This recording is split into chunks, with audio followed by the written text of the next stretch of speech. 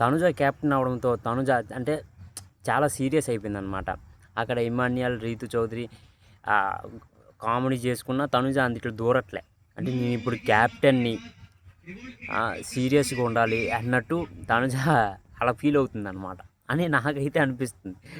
నేను క్లియర్గా అబ్జర్వ్ చేసింది ఏంటంటే, రీతు చౌదరి, ఇమాన్యుయల్ అక్కడ కామెడీ చేసుకుంటున్నారు.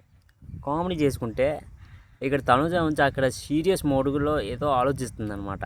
అంటే నేను క్యాప్టెన్ని, వాళ్ళ దగ్గరికి వెళ్తే ఇంకా ఎలా పోర్ట్రే అవుతుంది అనేది జాగ్రత్తగా ఆడుతుందని నాకైతే అనిపిస్తుంది తనుజ. మీకేటనిపించిందో కదా కామెంట్ చేయండి. క్యాప్టెన్ అయిన తర్వాత చాలా మార్పులు వచ్చాయి తనుజాలో. దానికి ముందు బాగా కామెడీ చేసేది హౌస్లో. క్యాప్టెన్ అయిన తర్వాత అక్కడ ఇమాన్యుయల్ ఇంకా రీతు చౌదరి కామెడీ చేసుకున్నప్పుడు ఎందుకు వెళ్ళలేదు? I want to know. You also want to know? Then comment సెక్షన్లో నాకు నో చెప్పండి.